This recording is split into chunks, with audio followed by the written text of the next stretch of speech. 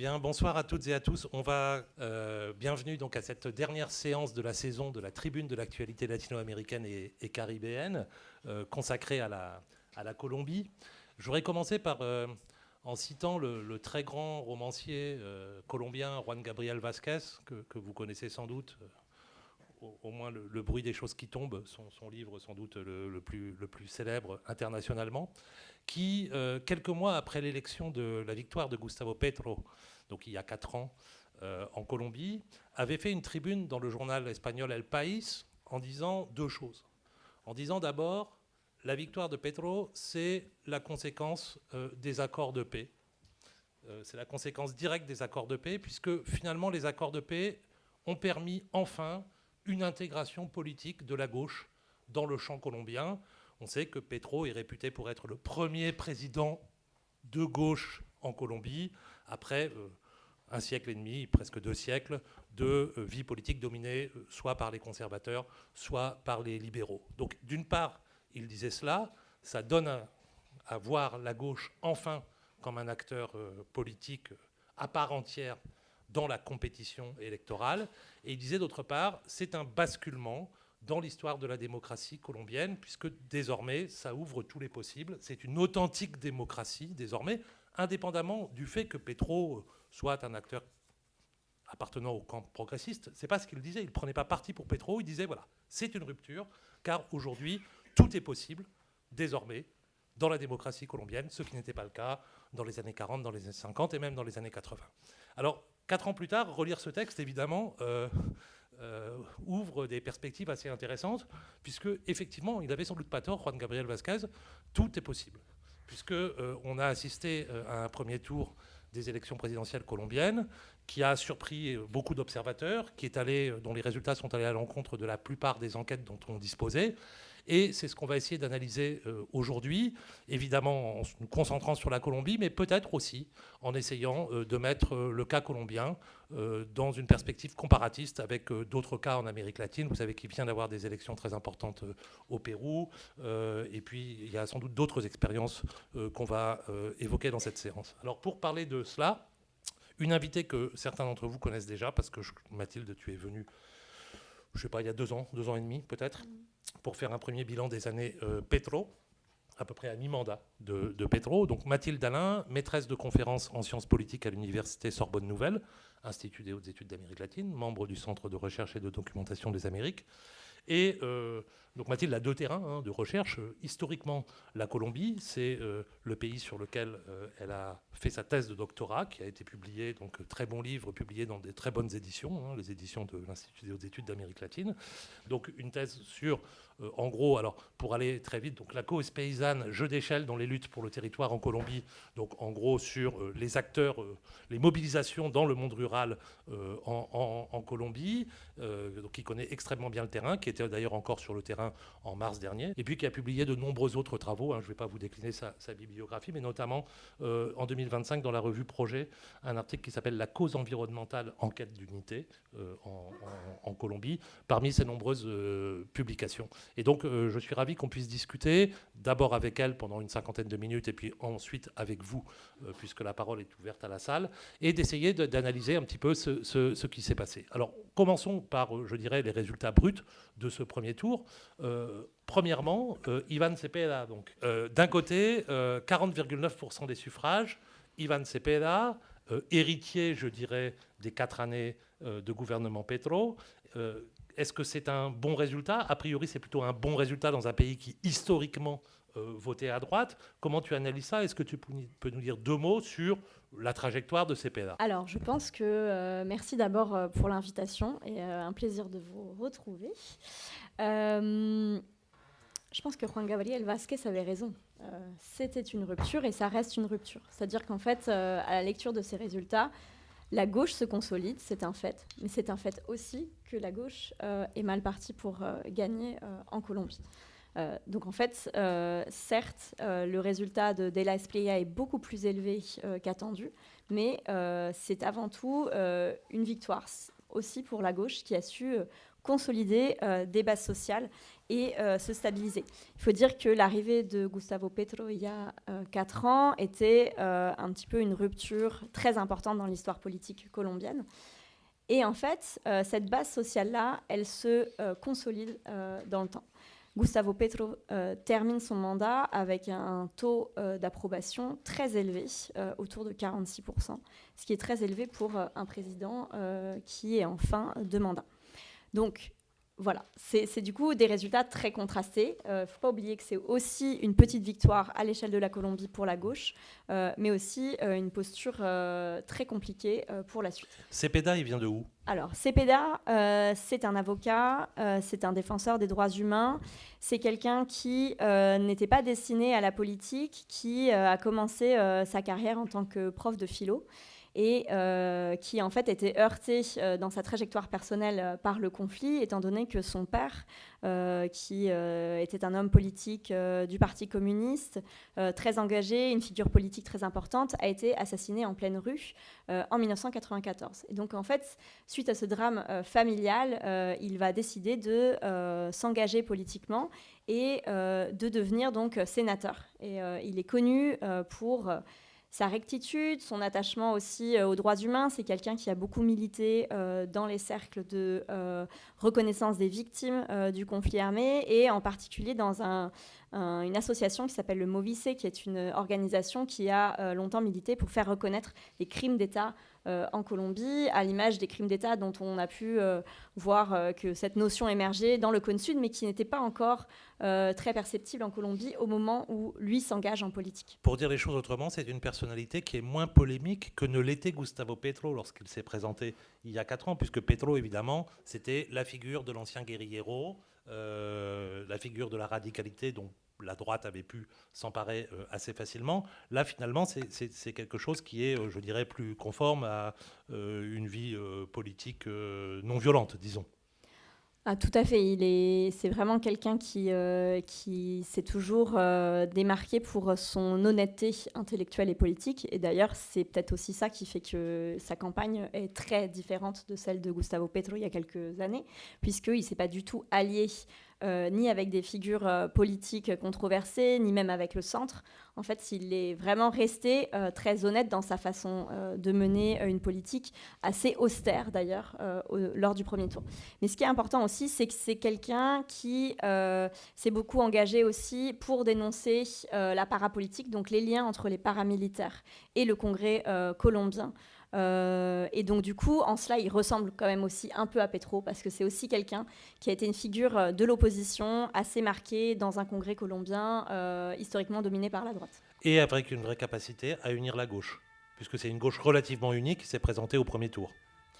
Tout à fait, parce qu'en fait, il y a eu des primaires à gauche. Donc en fait, il surfe aussi sur une vague qu'avait réussi à mettre en place Gustavo Petro, c'est-à-dire d'unir différents partis de gauche pour ensuite conforter donc, ce mouvement qui est devenu parti, qui s'appelle donc le Pacte historique, qui à la base était une coalition de mouvements et de partis politiques et a cherché à avoir une personnalité juridique pour être un parti politique. Peut-être un peu dans le même ordre, dans le même chapitre. Il semblerait que quand on regarde un petit peu les scores du premier tour, donc effectivement qu'on portait quand même Ivan Cepeda à des scores tout à fait honorables, qui ressemblent à ceux de Petro de 2022 sur le premier tour en tout cas, on voit quand même qu'il semble qu'il y a une érosion en fait, du vote pour le candidat de gauche dans les grandes villes, et avec un vote qui est plus fort qu'attendu en fait en réalité dans l'intérieur, enfin dans les zones rurales, si je puis dire. Est-ce que c'est quelque chose que tu confirmes comme tendance ? Est-ce que tu en tires des éléments de réflexion ? Et la deuxième question, qui est un petit peu plus, peut-être un peu plus touchy, si je puis dire. Est-ce que du coup, on considère que le bilan de Petro, qui vient d'être évoqué, enfin qui a été rapidement évoqué, a plutôt joué favorablement pour la campagne de Ivan Cepeda, ou est-ce qu'elle l'a, au contraire, peut-être un petit peu compliqué dans ce premier tour et peut-être j'enjambe même question dans la campagne de deuxième tour. Comment tu vois ça ? Alors, sur ta première question, Ivan Cepeda fait mieux que Petro il y a 4 ans en termes de vote. Il est à 9,6 millions de vote au premier tour, alors que Petro était à 8,5. Donc il y a quand même 1 million de différence pour le premier tour. Donc on est quand même sur une dynamique qui est plutôt à la hausse. Avec un corps électoral à peu près constant. Oui, avec une participation à un corps électoral qui en 4 ans n'a pas eu de modification majeure. On est en plus sur des taux de participation qui restent assez élevés pour la Colombie. Donc à niveau de participation presque égal, on a 1 million de différence entre Petro 2022 et Cepeda 2026. Si on regarde rapidement, y a toujours des éléments très importants en Colombie quand on regarde le vote, c'est la question de la géographie électorale. C'est pas pertinent dans tous les pays d'Amérique latine, mais c'est très pertinent en Colombie, puisque c'est un pays qu'on dit un pays de région, et donc on vote différemment en fonction de la région dans laquelle on se trouve et du territoire dans lequel on se trouve. On retrouve presque à l'identique les régions qui ont voté Petro, vote Cepeda. Et je dirais même, si on regarde le plébiscite pour la paix de 2016, donc vous savez, les Colombiens et Colombiennes ont été amenés à voter pour ou contre les accords de paix en 2016, en octobre 2016. On voit qu'en fait, la carte du oui-non à la paix correspond aussi au vote en termes de territoire. Il y a vraiment avec une toute petite nuance, certains territoires qui sont davantage aujourd'hui touchés par certaines caractéristiques, on va dire, du conflit armé, se sont déportés vers Abelardo, si on regarde un peu plus dans le détail. Ça, c'est pour les territoires. Par contre, dans les villes, il y a une moindre participation dans les périphéries populaires, notamment à Barranquilla, qui est une ville importante sur la côte caraïbe colombienne, et à Bogota. Et donc c'est là qu'il y a des marges de manœuvre en termes de participation. C'est pas que les gens ont voté moins Cepeda, c'est qu'ils ne sont pas allés voter. Donc ça, c'est un point important.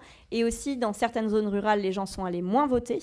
Mais là, il y a plusieurs enjeux. Il y a la question de l'accès au bureau de vote, l'accès matériel au bureau de vote. Il faut se déplacer, prendre une moto, un bateau. C'est des transports compliqués dans un contexte où il est peut-être dangereux de se déplacer en termes physiques. Et il y a une deuxième donnée importante, bien sûr, c'est plutôt regarder en termes de sociologie du vote. Et là, on a une chose qui se consolide, comme pour Petro il y a 4 ans. Le niveau de vie est très important dans la considération de la compréhension du vote. Et ça, c'est un peu différent. La Colombie agit un peu différemment d'autres pays, comme on a pu le voir avec le Chili.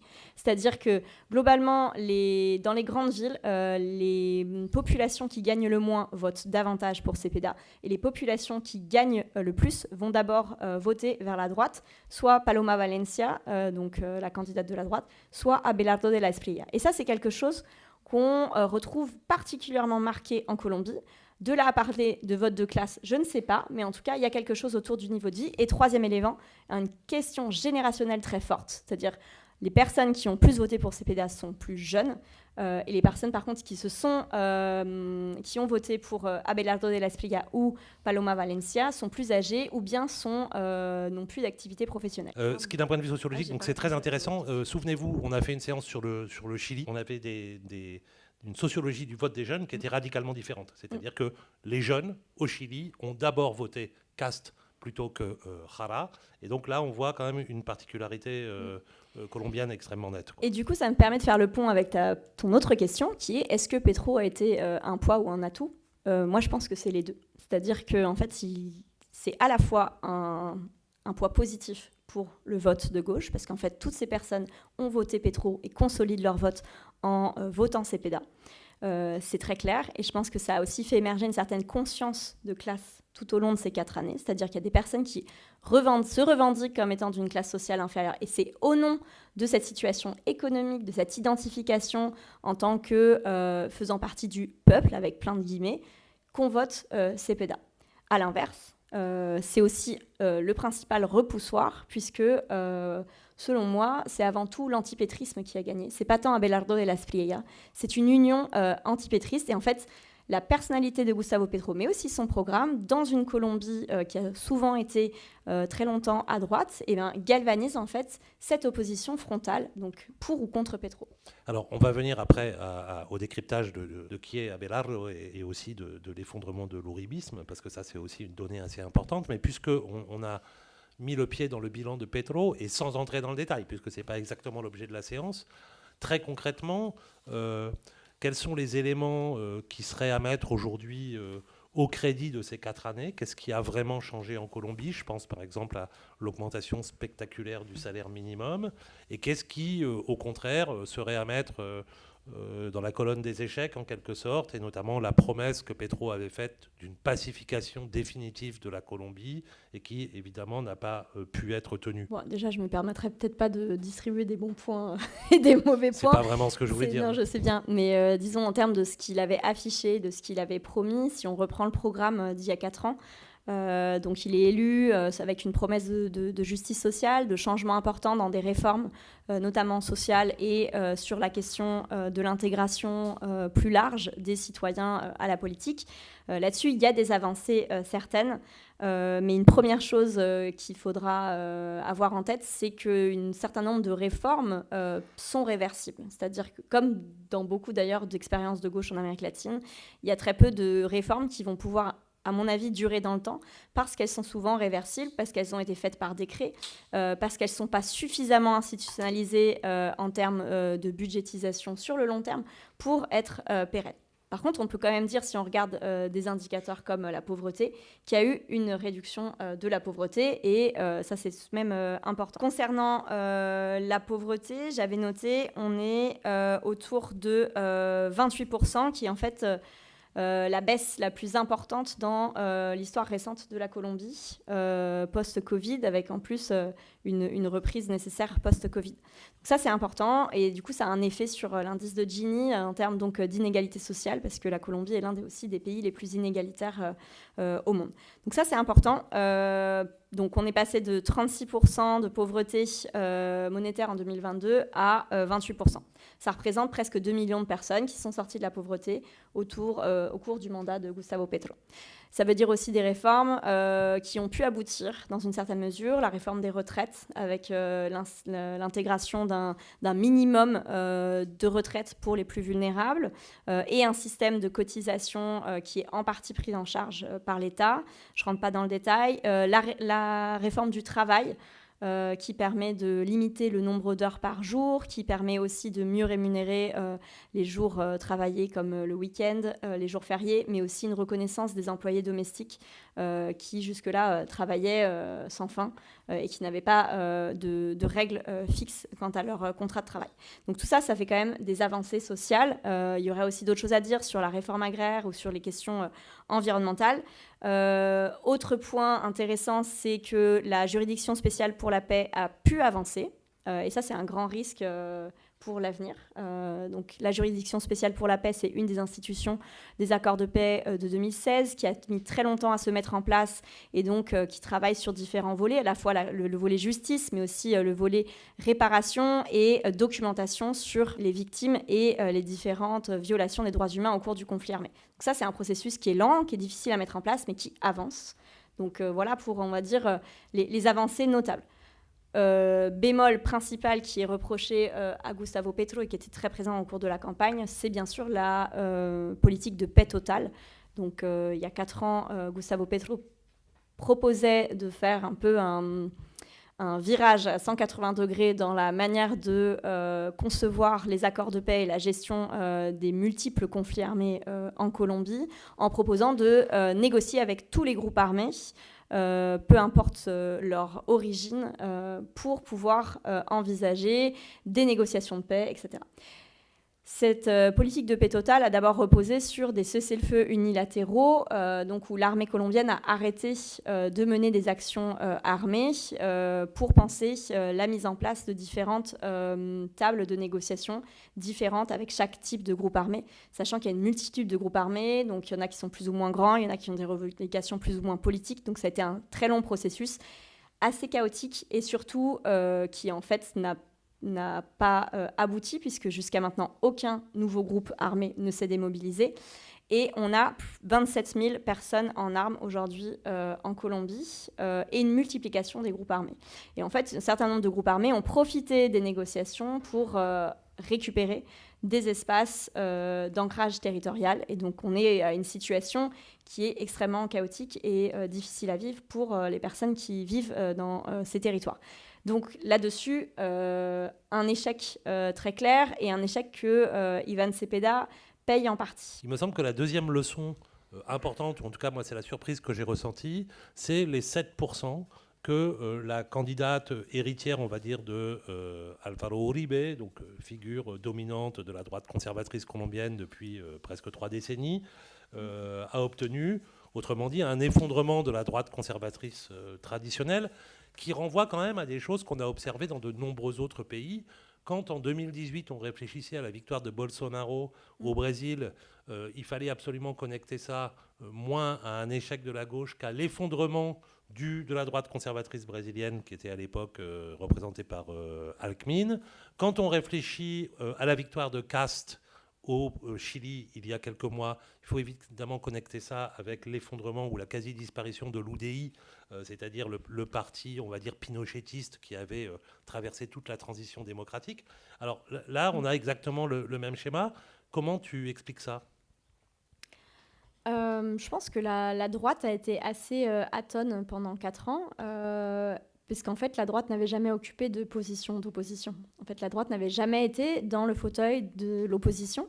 Et donc, elle a été assez divisée, un petit peu chaotiquement, avec des figures qui apparaissaient de temps en temps. Et elle a mis très longtemps à s'organiser. Et c'est à l'aune de l'élection présidentielle que les différents partis ont commencé à s'organiser. Le 8 mars dernier, il y a eu des primaires de la droite. Et donc, il y a eu beaucoup de candidats. Et c'est Paloma Valencia, donc, du Centre démocratique, qui n'est pas au centre, qui est le parti fondé par Álvaro Uribe, qui a été président 2 fois en Colombie, et qui est une figure tutélaire majeure, qui a vraiment, en fait, qui s'est lancé aussi très tardivement, mais qui s'est lancé tout de même dans cette élection pour soutenir cette candidate. Et on pensait qu'elle allait logiquement rallier. En fait, quand on regarde son affiche, il y a plein de partis politiques. Tous les grands partis politiques colombiens ont soutenu cette candidature. Elle fait moins de 7%, c'est-à-dire que les personnes qui ont voté pour elle aux primaires n'ont même pas voté pour elle aux élections présidentielles. Je pense que ça dit plusieurs choses. Une première chose, c'est que en fait, la vague, on va dire, d'extrême droitisation touche aussi la Colombie. C'est une vague régionale qu'on peut observer ailleurs. Deuxième chose, faire partie d'un parti politique ne fait plus du tout recette. Les partis politiques sont l'une des institutions politiques les plus décriées. Donc en fait, c'est aussi une élection qui se joue sur l'anti-élitisme politique, l'anti-establishment. Et donc en fait, les partis politiques perdent toute crédibilité dans ce jeu-là. C'est pas propre à la Colombie, on l'a vu ailleurs. Par contre, ça dit aussi que quelque chose du ralliement immédiat de Paloma Valencia s'est rallié immédiatement à Abelardo de la Espriella.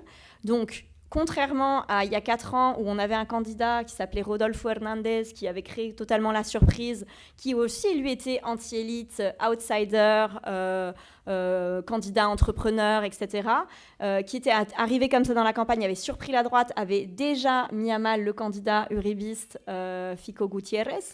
Et ben, face à cela, on a Abelardo de la Espriella, mais qui, derrière lui, a tout de même le soutien de tous ces partis politiques de la droite. Donc, il ne faut pas quand même penser qu'il est tout seul.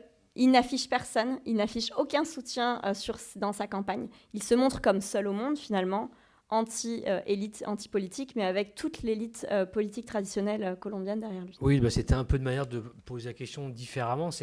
Du coup, c'est vrai que Espriella est assez particulier parce que, d'une part, pour certains aspects, il synthétise assez bien dans sa personne les autres dirigeants des pôles radicaux des droites latino-américaines comme Bukele, Milei ou Noboa, par exemple.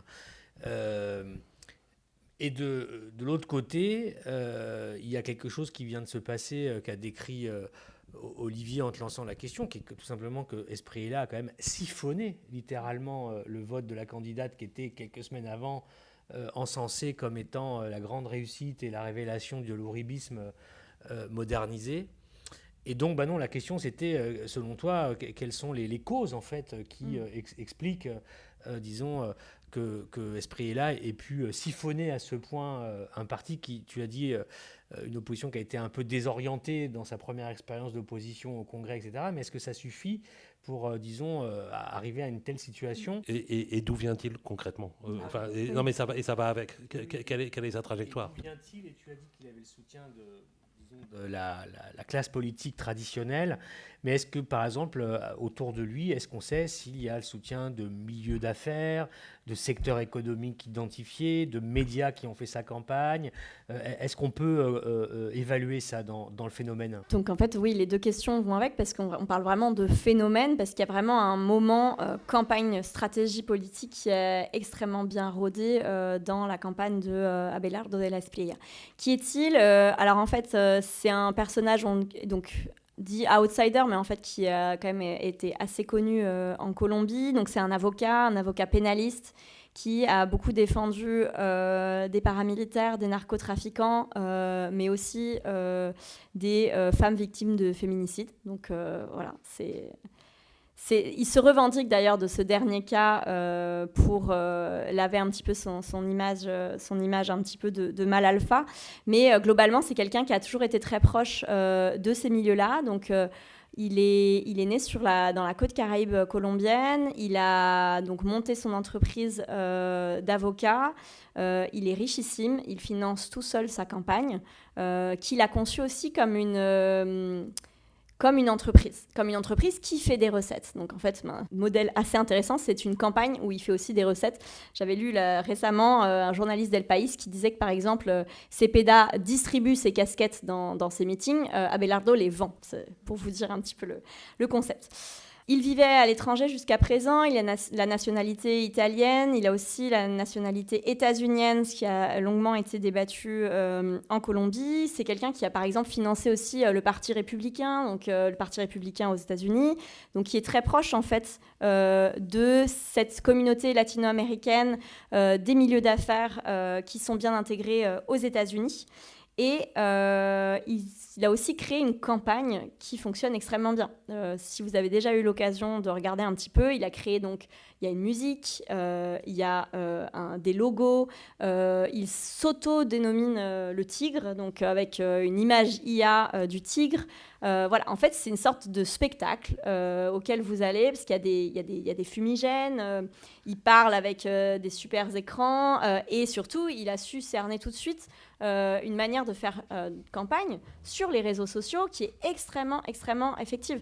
On sait très peu de son programme, on en sait un petit peu plus maintenant, mais avant le premier tour, c'était 3 pages, son programme. Donc voilà, il y a vraiment un effet qui, à mon avis, est intéressant à étudier pour comprendre comment on fait campagne aujourd'hui à l'ère des réseaux sociaux. Tu veux dire qu'il faudrait envoyer ça à Raphaël Glucksmann? Je ne comprends pas cette intervention. Mais du coup, ça veut dire aussi qu'en face, Ivan Cepeda a fait une campagne sans phare, sans banderole, sans jingle, sans animal créé par l'IA. Il a fait une campagne où il a fait campagne réellement. Donc il est allé à la rencontre des gens, il a rempli des places publiques, ce que fait classiquement la gauche. Et Paloma Valencia était aussi plus sur ce style un peu de campagne, un peu traditionnel. Et en fait, le style totalement disruptif de Abelardo de la Espriella a vraiment totalement faussé le jeu. Ces propositions, en quelques mots, au-delà du rejet radical de Petro, de son équipe, de la gauche, de ce qu'il appelle le wokisme, y a-t-il un programme d'avenir pour la Colombie ?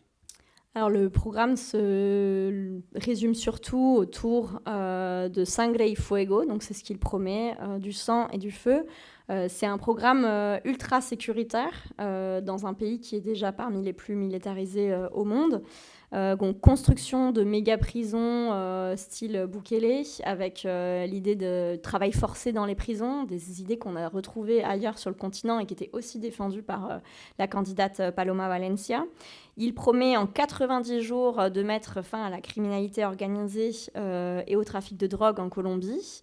C'est prometteur. Et d'ailleurs, en fait, ce qui est intéressant dans sa campagne, c'est que il dessine ce qu'il appelle la patria milagro. Donc, en fait, c'est qu'il pousse vers un idéal d'un pays qui n'existe pas. Et surtout, il promet des choses sans aucune... Il n'y a rien de concret, vraiment, dans ses propositions. Mais c'est assez inquiétant parce qu'il y a des mesures, par exemple, comme la délégation des prisons à la sécurité privée, la légalisation du port d'armes, ou encore l'usage notamment des militaires qui sont à la retraite pour un certain nombre d'activités de sécurité privée.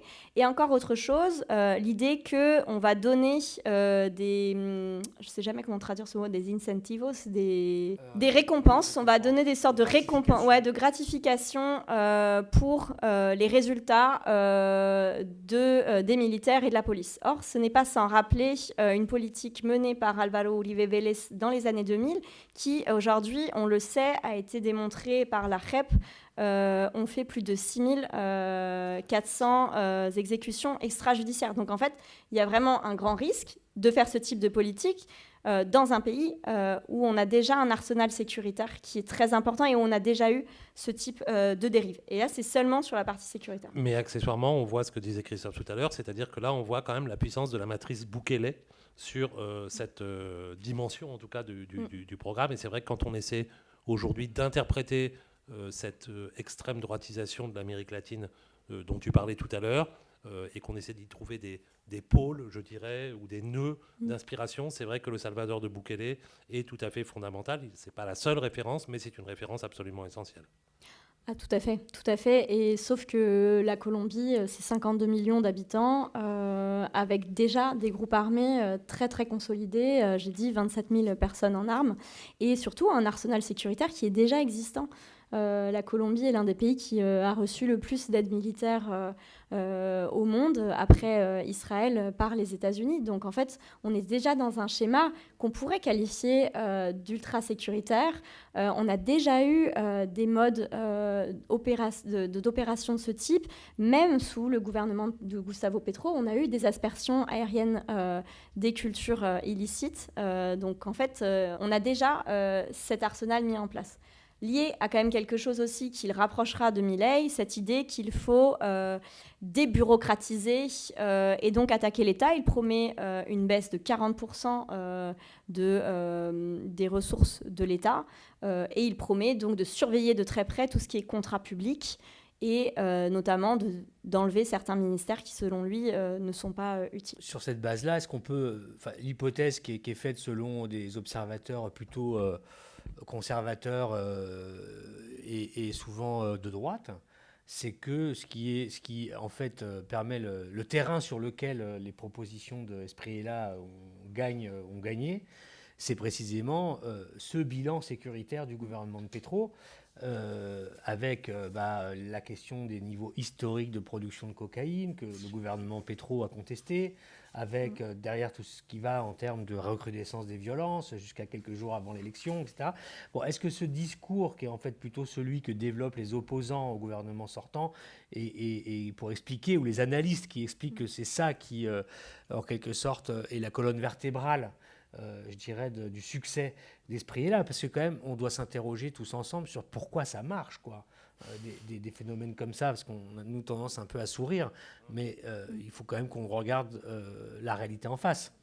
Donc, est-ce que, par exemple, cette partie de l'analyse ou de la critique est, selon toi, justifiée ? Je pense que la question sécuritaire est importante dans le quotidien des Colombiens et Colombiennes, et donc a été importante au cours de la campagne. Et comme ailleurs aussi, la gauche ne s'est pas positionnée sur ces thématiques. On a peu entendu Iván Cepeda sur la question d'un bilan de la passe totale, de la proposition qui avait été faite. Ça lui a été reproché. C'est d'ailleurs une des clés de négociation du centre qui demande à ce que Iván Cepeda remette en cause cette question de la politique de paix. Mais si on regarde vraiment un peu plus sérieusement la question sécuritaire, il y a deux aspects. Il y a la question sécuritaire liée au conflit armé, qui est une réalité avec une reprise du combat, une reprise de l'insécurité dans certains endroits en Colombie, des territoires qui redeviennent des zones de non-droit.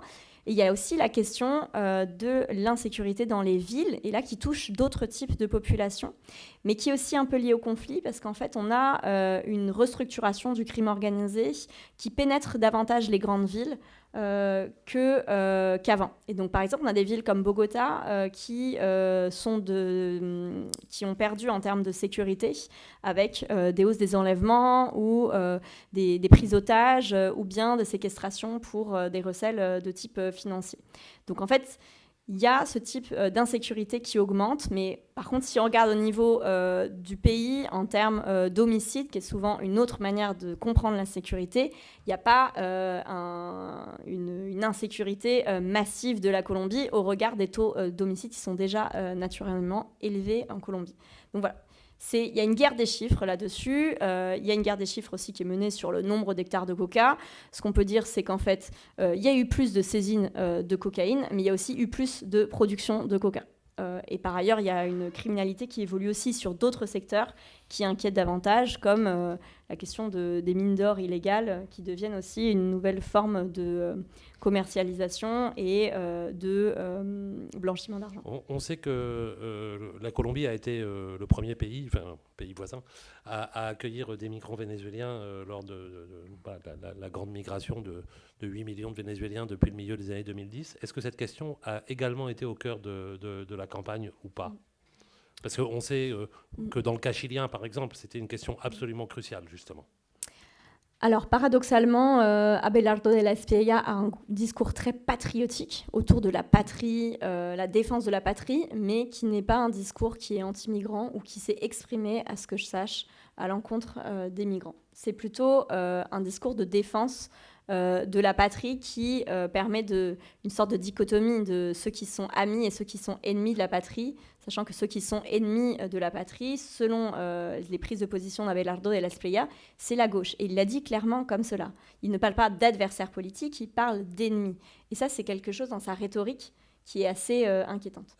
Quelques éléments de programme de politique extérieure chez lui, comment il se positionne par rapport aux conflits contemporains, par rapport à Trump. On sait que la relation Trump-Petro a été très chaotique au travers d'échanges de tweets en particulier, mais pas seulement. Mais que dans le même temps, il y avait eu comme un semblant de réconciliation avec un voyage de Petro à la Maison-Blanche qui finalement avait rendu le gouvernement actuel assez optimiste sur l'attitude qu'auraient les États-Unis pendant les élections. Alors qu'est-ce qu'on peut dire là-dessus ? Alors sur la question internationale, il y a une rupture claire entre Abelardo de la Espriella et Ivan Cepeda, parce qu'Ivan Cepeda est plutôt sur une ligne Petro sans le tweet, ce qui peut permettre de pacifier certaines relations. La Colombie, le premier partenaire commercial de la Colombie, c'est les États-Unis. De toute façon, c'est une réalité. Donc les relations ont toujours été très bonnes avec les États-Unis, entre la Colombie et les États-Unis. Ça, c'est un fait. Et il y a énormément d'investissements états-uniens en Colombie. Il y a aussi une grosse communauté colombienne aux États-Unis. Donc voilà, au-delà de ça, il y a aussi beaucoup de liens très très importants et qui sont majeurs pour comprendre ces enjeux. À la différence d'autres pays en Amérique latine qui ont davantage eu une percée chinoise, c'est moins le cas de la Colombie. C'est le dernier pays dont le dernier pays d'Amérique du Sud, dont le premier partenaire commercial est les États-Unis. Tous les autres ont pour premier partenaire commercial la Chine. Tout à fait. Et donc, par rapport à la proposition d'Abelardo de la Espriella sur le plan international, c'est vraiment un alignement total sur la politique, non pas états-unienne, mais trumpienne. C'est vraiment important de le préciser, parce qu'en fait, il envisage de rejoindre le bouclier des Amériques. Donc, vous savez, c'est cette alliance des différents gouvernements de droite et d'extrême droite latino-américains que Trump a réunis il y a quelques mois. Donc ça, il veut le rejoindre. Il a proposé aussi de s'aligner totalement sur la politique sécuritaire anti-drogue, mais aussi des choses assez curieuses. Il fait appel, par exemple, à la justice américaine, états-unienne, pour juger notamment des hommes politiques corrompus. Et donc, il envisage déjà de faire un procès à l'encontre de Gustavo Petro et de l'extrader vers les États-Unis. Donc, il y a vraiment une très forte syntonie entre Donald Trump et Abelardo de la Espriella. Donald Trump a soutenu par 2 fois Abelardo de la Espriella depuis le premier tour. Et il prévoit aussi, dans ses propositions, de sortir de l'ONU, sortir de la Cour interaméricaine des droits humains et donc du système de l'Organisation des États américains, l'OEA. Rupture donc avec une position ces dernières années de Gustavo Petro qui était beaucoup plus sur un multilatéralisme critique, on peut dire, très attentif aux grandes arènes de discussion comme la tribune onusienne, très présent aussi avec Lula et Shinebone sur des questions de politique internationale autour de Gaza par exemple. Gustavo Petro s'est beaucoup engagé sur ces questions-là, ce qui lui a valu d'ailleurs la haine aussi de Donald Trump. Donc là-dessus, Abelardo de la Espriella a déjà dit qu'il rétablirait toute relation avec Israël. Et là-dessus, il y a vraiment un alignement avec Trump. Tu penses que s'il gagne, on va en parler après, mais s'il gagne, c'est-à-dire est-ce qu'on reviendrait à la situation ante-Petro dans l'alignement Bogota-Washington, puisque on parlait du pays, et tu l'as dit, avec les aides militaires, etc., historiques par Israël, qui avait d'ailleurs un peu la fonction d'Israël, finalement, dans le bassin sud-américain. C'était l'allié historique des États-Unis. Est-ce que Espriella, c'est revenir à ça, ou selon toi, c'est encore peut-être une autre page qui s'écrit? Tu as dit, et j'ai bien aimé la subtilité, tu as dit c'est plus une alliance trumpienne qu'une alliance états-unienne. Est-ce que est-ce que ça veut dire donc ça, que c'est quelque chose qui est conjoncturel et qui ne répondrait pas à un réalignement plus structurel de la Colombie? Comment est-ce que tu réfléchis à ça? Oui, je pense qu'en effet, c'est très lié à la figure de Donald Trump aux États-Unis et un alignement plus à cette doctrine Don Roe aux États-Unis en tant que telle, puisqu'en fait, la Colombie est déjà très, très liée aux États-Unis par tout un tas de mécanismes. Cependant, je pense aussi que la diplomatie colombienne s'est consolidée ces dernières années. C'est une des carrières administratives qui est aussi les plus consolidées, c'est-à-dire que vous avez le plus de diplomates de carrière ces dernières années. Donc c'est une administration qui est aussi implantée partout. Donc il faut voir aussi, la diplomatie, c'est pas juste ce que dit le président, il y a aussi voir comment il arrive à concrétiser ça par une diplomatie qui est tout de même bien installée, qui a été très présente ces dernières années dans tous les forums multilatéraux, dans les COP. Donc il y a des relations qui se sont nouées. Faudra voir ce qu'il peut réellement mettre en place. Sortir de l'ONU, par exemple, pour un pays comme la Colombie, ça me semble un peu farfelu. Par contre, sortir de la CIDH ou bien s'aligner et voter comme un seul homme derrière les propositions états-uniennes aux Nations Unies et le suivre dans la plupart des nouvelles guerres qu'il souhaite entamer, ça, je pense que c'est très probable. Avec un effet sur la relation avec ses voisins et notamment avec le voisin vénézuélien qu'il faudra interroger. Une dernière question sur les dimensions programmatiques. Quand on pense aux élections récentes de Cast, un peu moins récentes de Milei, on sait que dans leur campagne, il y avait eu des promesses, notamment d'approfondir ou de réactiver les politiques extractivistes, de tourner le dos à la nécessité de la transition écologique. Comment ça se passe chez lui, même si on peut présumer un petit peu de la réponse. Alors là-dessus, on est plutôt aligné sur l'expression de Trump sur drill, donc extraire, relance pétrolière, relance de l'exploitation de gaz. Ceci dit, le programme de CEPEDA envisage aussi de reprendre l'extraction au niveau du gaz. Donc c'est pas non plus quelque chose d'anti-extractiviste contre extractiviste, c'est peut-être pas aussi simple que ça. Mais par contre, ce qui interroge pour les politiques environnementales, c'est la proposition de continuer avec la fracturation hydraulique, qui est une méthode très contestée, et qui avait donc la fracturation hydraulique, ou le fracking en anglais, c'est-à-dire des procédés technologiques pour aller chercher en fait le pétrole de roche ou le pétrole qui est plus difficilement accessible et qui sont en fait des méthodes qui sont plus contaminantes pour l'environnement et donc avec un impact plus important.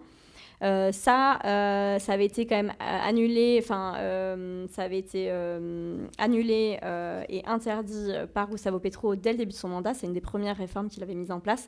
Et la première chose que propose de faire Abelardo de la Espriella, c'est de revenir là-dessus pour reprendre l'exploitation. Différents prétendants étant plus ou moins présentés, comment s'est passé l'entre-deux tours ? Quelles sont les dynamiques qu'on peut observer ?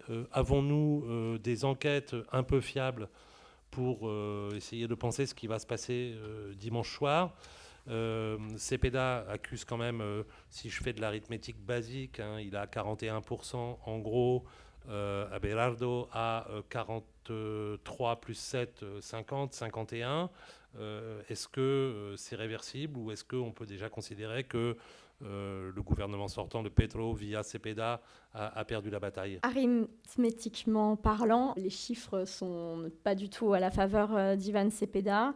En gros, il manquerait 2 millions de voix entre ce qu'il va y avoir un report des votes de Paloma Valencia assez classiquement, même si les votes n'appartiennent pas à Paloma Valencia, mais il y a quand même une logique de report qui va se faire. Donc il manquerait autour de 2 millions de voix qui sont possibles de récupérer sur 2 fronts, soit des voix du centre que Ivan Cepeda s'est employé à séduire dans l'entre-deux tours, et la participation. En fait, c'est la participation qui va être clé, et la campagne d'Ivan Cepeda compte en fait là-dessus, sur une sorte de sursaut, de plus de participation qui lui permettrait de gagner, parce qu'ils estiment en fait que ceux qui n'ont pas été votés, c'est plutôt des personnes et dans des lieux où on peut plus classiquement voter à gauche. Donc la participation va être clé, et c'est cette participation qu'il faudra suivre dimanche pour comprendre un petit peu l'issue du vote.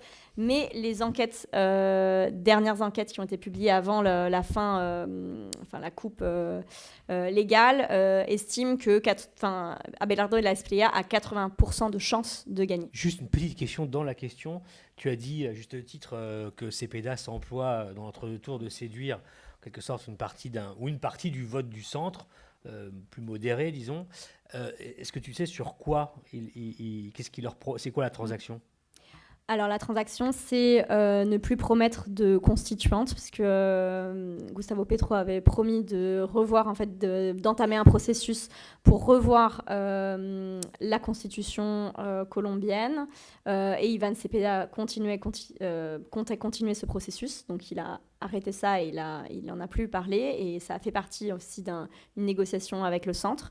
La question de revoir le programme de paix totale, c'était un des éléments à revoir pour le centre, et d'autres éléments un petit peu plus pour minorer un petit peu les ambitions économiques, avec l'idée de revenir sur certains indicateurs de la Banque centrale, etc., qui sont mineurs mais qui étaient importants pour un certain nombre d'acteurs du centre, sachant que en fait, les acteurs du centre, ça va être ceux qui ont voté pour Sergio Fajardo, qui a été maire de Medellín, et Claudia Lopez, qui a été maire de Bogota, ce qui sont en fait les deux grandes figures du centre, mais qui ont mis du temps, en fait, qui ont vraiment négocié leur voix, et qui ont vraiment mis du temps à se prononcer sur leur vote en faveur d'Ivan Cepeda.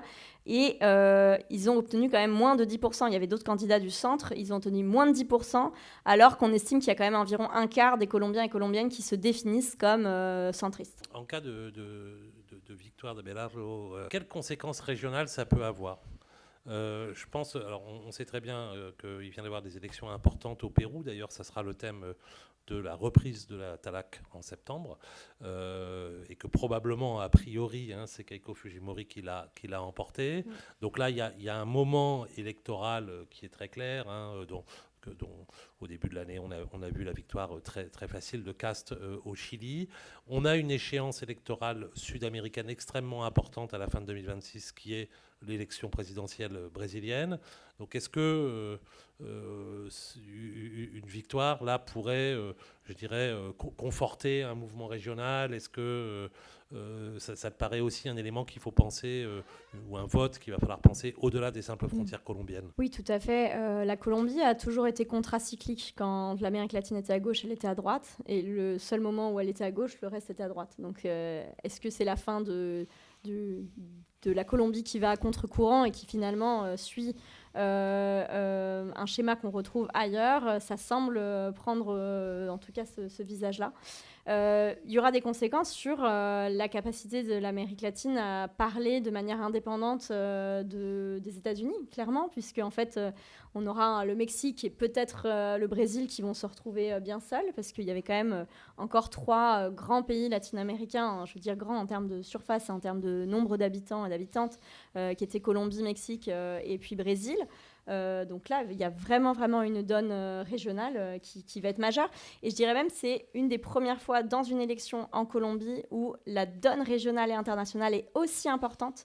Parce que dans le passé, en fait, le côté contracyclique s'explique aussi parce que les débats se faisaient vraiment en interne sur les politiques nationales, sur des enjeux liés au conflit, sur des enjeux très colombien, alors que là, en fait, on sent qu'il y a quelque chose qui se joue, qui est plus lié à la dynamique régionale. Est-ce qu'Espriella s'est déjà exprimé, s'il gagnait donc, est-ce qu'il s'est déjà exprimé sur un certain nombre de conflits actuels planétaires, je pense à alors Israël-Palestine, mais Liban, tu l'as déjà évoqué.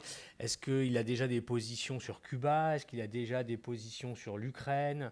Voilà, est-ce qu'il a déjà donné là-dessus des engagements de son prochain gouvernement s'il gagnait?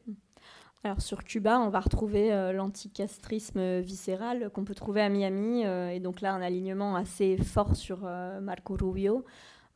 Sur l'Ukraine, je ne sais pas, je ne l'ai pas entendu sur la question de l'Ukraine. Et d'ailleurs, sur la relation à l'Europe, de manière générale, on ne l'a pas beaucoup entendu sur ces questions-là. Sur la Chine, on ne l'a pas beaucoup entendu sur la Chine. Bizarrement. On l'entend pas, en fait. On l'entend pas. Après, on ne l'a pas entendu beaucoup dérouler un programme et des propositions concrètes. On l'a entendu ses jingles et ses danses, mais c'est vrai que il n'y a pas eu de débat. Il n'y a pas eu de débat tout au long de la campagne. Des éléments de réponse. Bonjour, merci beaucoup Mathilde pour l'intervention. Je place un peu mon commentaire en contexte.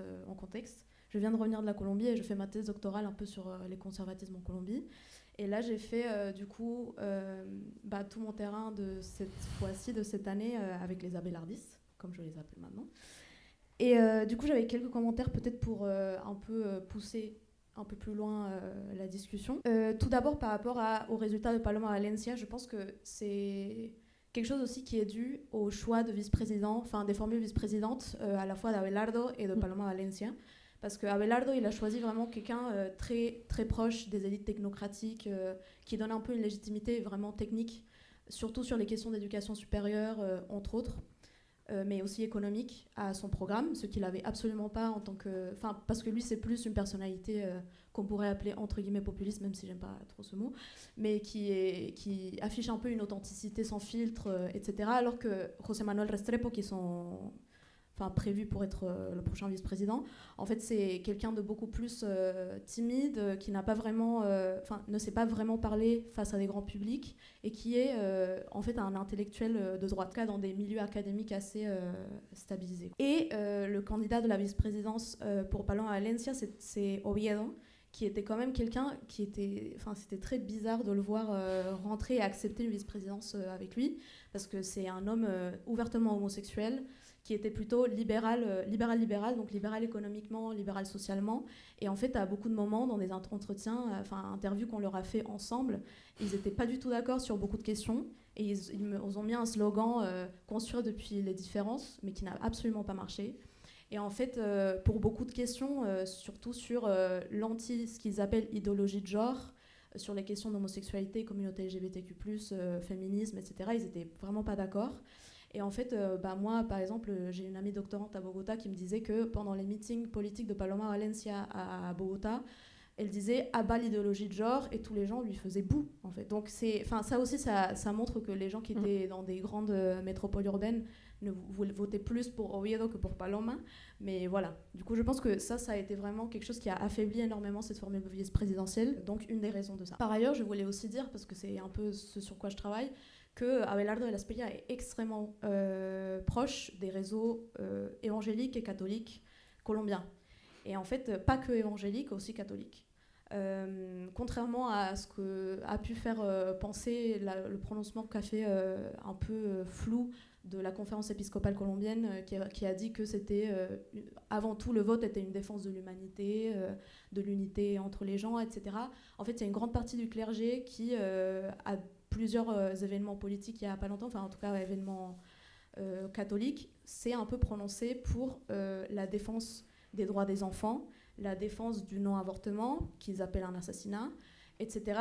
Des thématiques que Abelardo il a beaucoup mobilisées avec ses électeurs, électrices évangéliques et catholiques. Donc en fait, et aussi deux de ces têtes de liste sont des pasteurs de la Mission charismatique internationale à Bogota, une des plus grandes églises évangéliques du pays, et qui viennent aussi de toute une trajectoire de militantisme anti-avortement. Par exemple, tout le matos d'écran, etc., et d'enceintes qu'il avait pendant ces meetings, c'était eux qui leur donnaient le matos. Donc en fait, c'est aussi pour se dire qu'une grande partie du financement ou même de la logistique de ces campagnes a été aussi donnée par ces églises. Ils ont acheté énormément de casquettes qu'ils ont données gratos aux militants. Donc disons que c'est aussi une grande partie de pourquoi ils ont pu construire une campagne avec des militants qui ont déjà été professionnalisés à l'intérieur des églises. Effectivement, un des éléments intéressants dans ce que tu dis, le deuxième point de ce que tu dis, c'est effectivement cette convergence catholique évangélique autour d'une candidature, qui est en fait qui n'est plus une surprise pour les spécialistes, hein, mais qui est quand même quelque chose d'assez nouveau si on rapporte ça à l'échelle des 30 ou 40 dernières années. Très souvent, il y avait des clivages religieux, confessionnels, qui se traduisaient, pas de manière systématique, mais quand même, dans des clivages politiques. Alors que là, aussi bien au Brésil qu'à travailler par d'autres personnes qu'en Colombie, on voit ces convergences très fortes, et donc la possibilité de voir émerger des fronts politiques chrétiens, au-delà effectivement de la concurrence religieuse sur le plan confessionnel. Mais enfin, tout à fait, merci Valentina pour toutes ces précisions et cette enquête ultra riche. J'avais parlé de la politique sécuritaire et de la politique économique, mais l'autre pan qui caractérise cette droite colombienne, c'est son aspect conservateur sur les questions de mœurs, et donc un agenda anti-droit qu'on a pu voir ailleurs, donc sur les questions que tu as mentionnées. Et d'ailleurs, il n'a pas arrêté au cours de sa campagne, Abelardo de la Espriella, de rappeler le rôle de la famille traditionnelle, un papa, une maman, et d'insister énormément là-dessus. Et de rencontrer donc tous ces cercles évangéliques en particulier. Mais c'est une stratégie qu'avait aussi adoptée Álvaro Uribe à son époque, qui s'était beaucoup rapproché aussi, qui avait eu des scènes un petit peu d'échanges avec des pasteurs, avec des caméras de télévision, etc. Donc c'est quelque chose qu'on a retrouvé lors de cette campagne. Ouais. Qu'en est-il Il a échappé à personne que nous sommes en pleine Coupe du Monde de football depuis le 11 juin. Et d'ailleurs que la Colombie a joué hier soir. Qu'en est-il de l'usage politique du maillot de la sélection ? On sait que c'est devenu quelque chose de très important dans certains pays, notamment au Brésil, où il y a eu une appropriation du maillot auriverde par le camp bolsonariste et une tentative de récupération du maillot par le camp de Lula. Qu'en est-il aujourd'hui en Colombie ? Alors, ça me permet de parler aussi de ce qui s'est passé dans cet entre-deux-tours, où il y a eu en fait une sorte de judiciarisation de la politique, où en fait il y a eu à la fois des appels en procès pénal de la part d'Ivan Cepeda pour paramilitarisme à l'encontre d'Abelardo de la Espriella, mais aussi d'un autre côté des tentatives en fait d'attaquer directement les symboles de la campagne de la Espriella. Donc il y a plusieurs symboles. Il y avait l'usage du drapeau, l'usage du maillot de foot et la référence à la patrie, qui pouvait être interprétée comme finalement une attaque à l'encontre de la patrie en tant que telle, et que les Colombiens et Colombiennes pouvaient être confus face à cette idée de se positionner par rapport à la patrie qui n'était pas autorisée. Je vous passe les différentes instances juridiques qui se sont prononcées. Au final, sur l'usage du maillot de foot, ça a été dans un premier temps interdit. Et puis finalement, il a continué bien sûr à l'utiliser. Dans un deuxième temps, le maillot de foot a aussi été offert à Ivan Cepeda par des groupes de supporters de différents clubs de foot de différentes villes. Donc il y a aussi une forme de dire la gauche doit aussi se réapproprier ce maillot de foot, parce que finalement ce maillot de foot n'appartient pas à un seul camp. Mais ça fait partie d'une politique assez simple en fait de communication qui était déjà utilisée par Bolsonaro. Et sur les autres, en fait, le débat était qui peut utiliser ces symboles et à quel point on peut les interdire, étant donné que ça fait partie de la liberté d'expression, et dans quelle mesure c'est une entrave à la participation politique. Enfin, c'était ça le grand débat en termes juridiques. Peut-être pour rester sur le foot, est-ce que les joueurs de la sélection colombienne se sont positionnés J'en sais rien. Publiquement Poser à la question aux spécialistes du foot en politique. Ah si, il y a Pibe Valderrama qui s'est quand même bien positionné. C'est ça, il y en a plusieurs des vieux quoi, qui ont dit ouais, on est avec Abelardo. On est avec Abelardo. Ouais, voilà. Et ils se sont pris en photo tous ensemble avec la...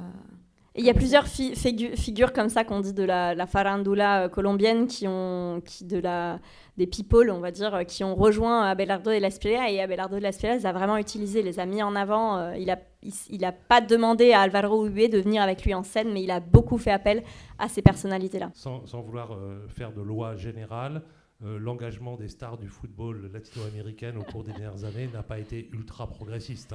Quand on regarde le cas du Brésil, toutes les grandes stars brésiliennes ont soutenu Bolsonaro de manière absolument explicite, et très souvent, Valentina, en lien avec leur engagement évangélique, justement. Je veux dire que Shakira avait participé à plus de Coupes du Monde que l'Italie. En effet, ça sent C'est sent la talaque de fin de saison, quand même. Moi, j'ai une autre question. Non, y a une Mais des choses... t'as déjà posé tes questions. Mais j'arrive après. Il y a une des choses qu'on n'a pas du tout évoquées dans le premier point de la discussion et qui est quand même intéressante. C'est qu'au lendemain du premier tour, il y a eu dans le camp de Petro la dénonciation, on va dire, de fraude, de problèmes, disons, dans le vote qui expliquerait le score spectaculaire qu'avait recueilli Abelardo. Alors, est-ce que tu peux nous faire un point très rapide sur cette question-là ? Alors, sur ce point, ça a d'ailleurs été vraiment très, très critiqué. C'est en fait au soir du premier tour, le président a commencé à dire qu'il ne pouvait pas reconnaître les résultats pour des soupçons de fraude qui portaient à la fois sur une accusation du software qui permet de comptabiliser les votes et des votes qui auraient été, des votants qui auraient été inscrits, enfin un nouveau corps électoral qui serait apparu dans ne sais où. Ça a été repris aussi par Ivan Cepeda lors de sa première allocution et ça lui a vraiment, ça a vraiment joué en sa défaveur parce que pour beaucoup, remettre en cause tout de même le vote populaire dans un système électoral qui fonctionne, c'est vraiment très très mal perçu.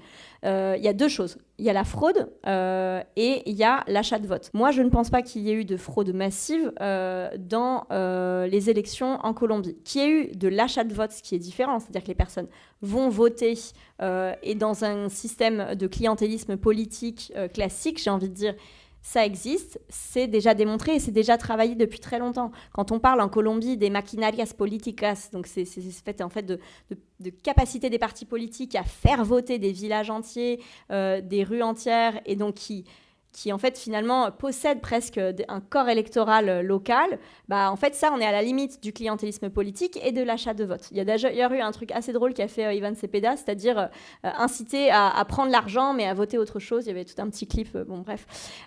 Donc ça c'est une réalité qui peut exister en Colombie comme ailleurs, mais par contre sur la solidité du système de vote, moi je ne pense pas qu'il y ait eu d'atteinte à la sincérité du vote et à sa capacité à compter les votes.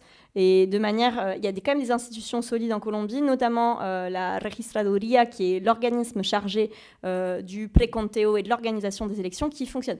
Il y a des observateurs internationaux, des ONG ultra solides sur ces questions-là, qui font du suivi des élections. Donc la Colombie est une démocratie qui fonctionne d'un point de vue institutionnel et électoral. Ça n'empêche pas que c'est une démocratie violente, qu'on peut questionner sur plein d'autres éléments, mais d'un point de vue institutionnel, dans le vote, ça fonctionne. J'avais deux questions, merci beaucoup. Une question sur le vote utile et puis une question sur les contre-pouvoirs.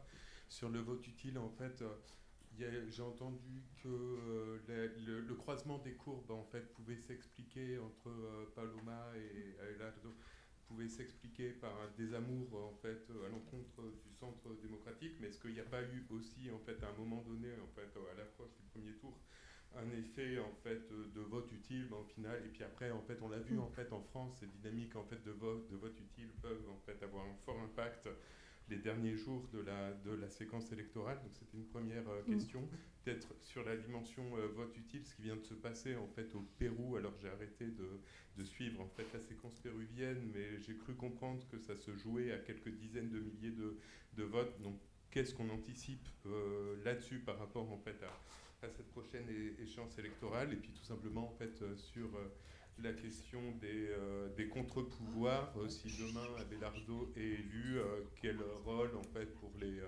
contre-pouvoirs en fait, est-ce qu'il y aura en fait des contre-pouvoirs, est-ce que vous pouvez nous rappeler en fait la coloration en fait du Parlement, est-ce qu'il pourra jouer son rôle pour mitiger des pans entiers du programme? Merci. Alors, sur la première question, je vous rejoins tout à fait. En fait, on a fait le second tour au premier.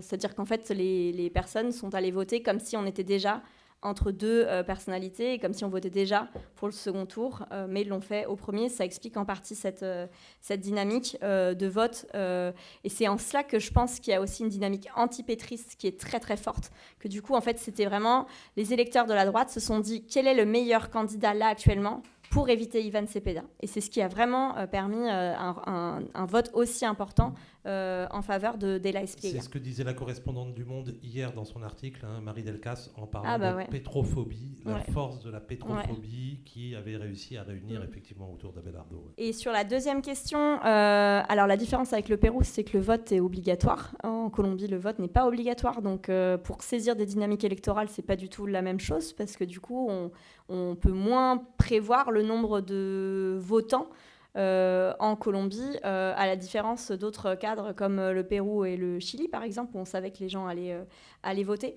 Et en termes de contre-pouvoir, donc il y a eu les élections législatives. En Colombie, les élections législatives ont lieu avant la présidentielle. Et c'est un système présidentiel, donc il y a un relatif équilibre des pouvoirs et le président constitue son gouvernement, mais doit négocier avec le Congrès, qui est constitué donc du Sénat et de la Chambre des représentants. Et le pacte historique a fait de très bons scores. À la Chambre des représentants, c'est environ 20% et 25% du Sénat. Donc au Sénat, c'est la première force politique.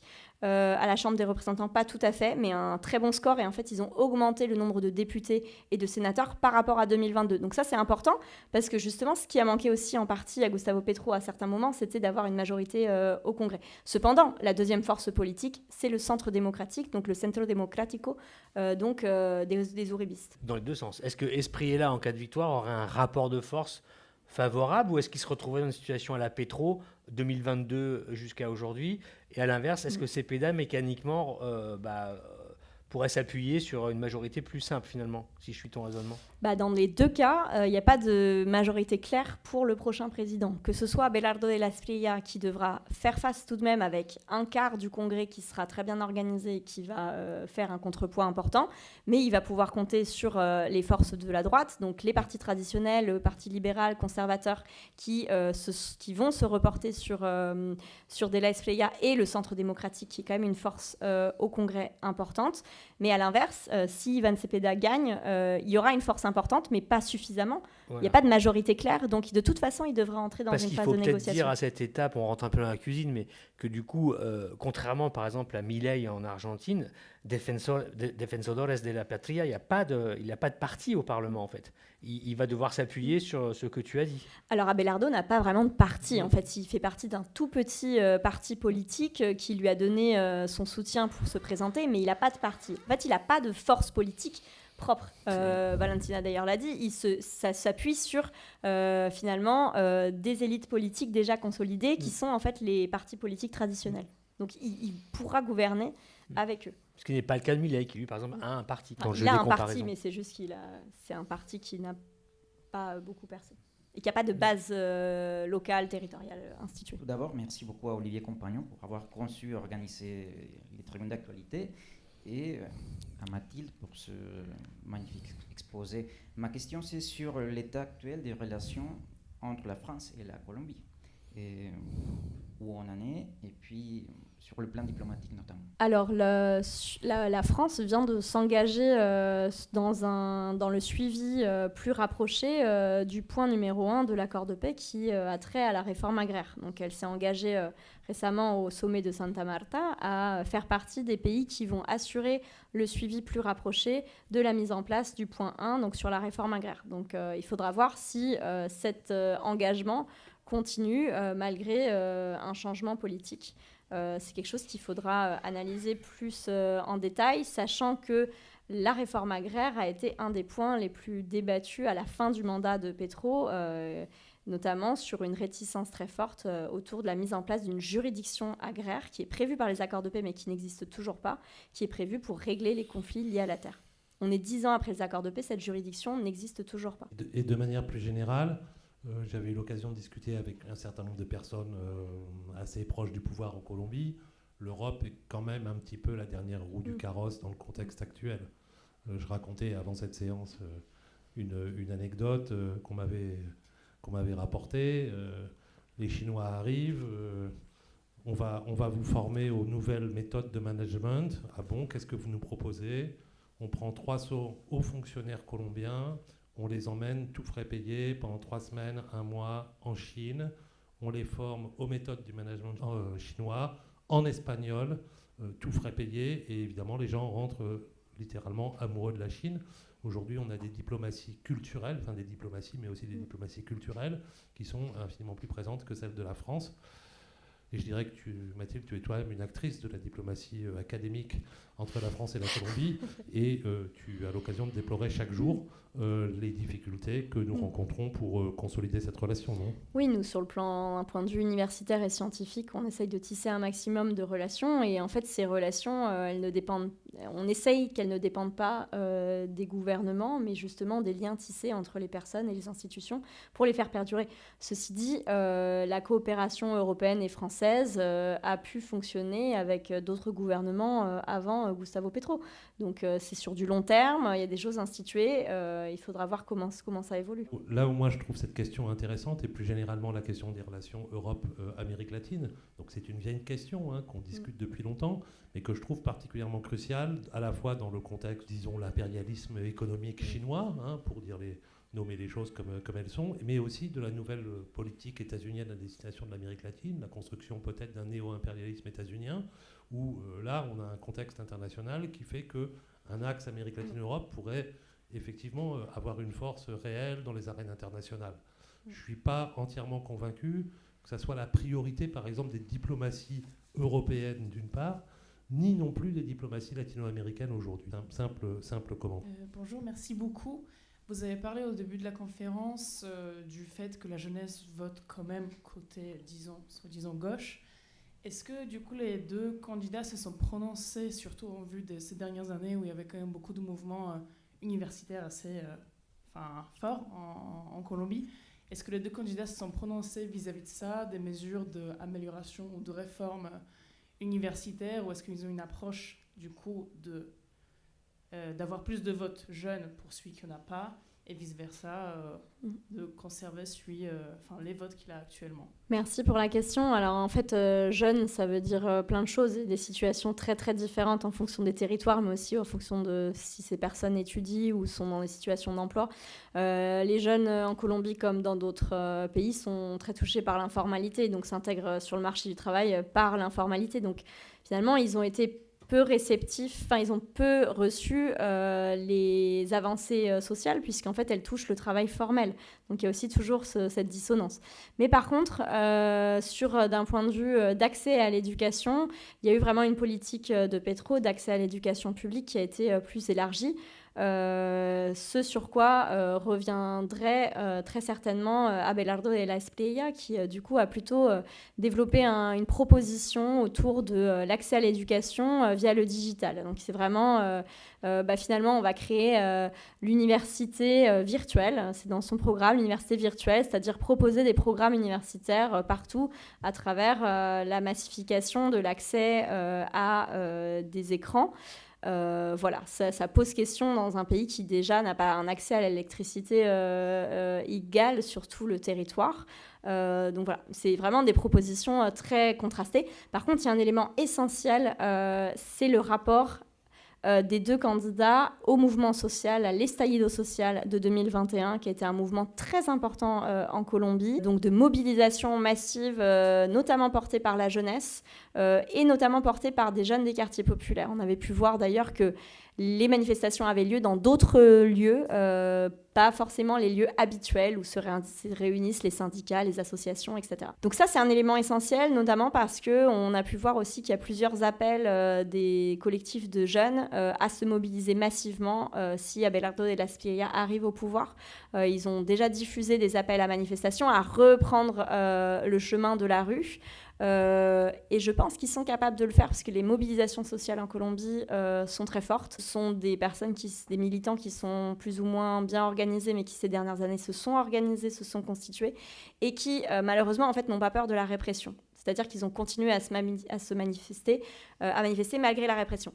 Face à cela, Abelardo de la Espriella les considère comme des criminels et des vandales. Donc voilà, un petit peu le ton est donné pour ce futur rapport de force qu'il faudra observer. On a parlé des deux prétendants. L'un des deux jouera un rôle central dans la vie colombienne dans les 4 prochaines années, quel que soit le résultat d'élection. Mais il y a un troisième personnage de la scène politique colombienne. Est-ce qu'il disparaît le 21 juin ? Qu'est-ce que va être le rôle ou le non-rôle du président sortant Gustavo Petro? Est-ce qu'il va être là aussi un atout ou un inconvénient pour la gauche colombienne? Je n'ai pas de boule de cristal, je ne connais pas ses projets. Il est difficile de penser que quelqu'un comme Gustavo Petro disparaisse totalement de la scène politique colombienne. Par contre, il risque d'y avoir un vrai bras de fer judiciaire si Abelardo de la Espriella va jusqu'au bout de tenter de faire des procès, par la voie juridique, de tenter d'atteindre la personne de Gustavo Petro. Donc ça, ce sera... moi, je ne pense pas qu'il va disparaître du jour au lendemain, mais du coup, quelle réception dans son camp, alors qu'il a aussi fait campagne pour Cepeda, marché parfois sur ses plates-bandes, alors que les équipes de Cepeda n'ont pas toujours souhaité qu'il soit aussi présent. Il faudra voir ce que ça crée aussi au sein de la gauche. Juste, est-ce qu'il continue de plaider en faveur de cette assemblée constituante qu'il a portée et avec laquelle Cepeda a pris des distances, comme tu l'expliquais? Il a dit qu'il n'allait pas plaider en faveur de ça. En fait, Cepeda et Petro se sont rencontrés et un des enjeux de cette rencontre était que Cepeda puisse convaincre Gustavo Petro d'arrêter avec ce projet de constituante, ce qu'il a fait. Je remercie beaucoup Mathilde. C'était très merci. clair comme d'habitude et on aurait pu continuer pendant plusieurs heures, je pense. Je vous remercie beaucoup pour votre fidélité. Ça fait 3 ans et demi qu'on a lancé cette tribune. C'était la 32e édition, j'ai compté cet après-midi. Et donc c'est un rendez-vous qui s'est installé. Je vous donne rendez-vous le jeudi 24 septembre, donc après la coupure de l'été, pour une séance qui fera plaisir à un certain nombre de personnes, consacrée au Pérou. Nous n'avons encore jamais parlé du Pérou ici à la tribune de l'actualité latino-américaine et caribéenne. Donc ce sera chose faite autour évidemment du résultat qui seront sans doute définitifs des dernières élections, mais aussi plus généralement des questions de mémoire du conflit armé, etc. Merci beaucoup Christophe et je vous souhaite donc un bon été.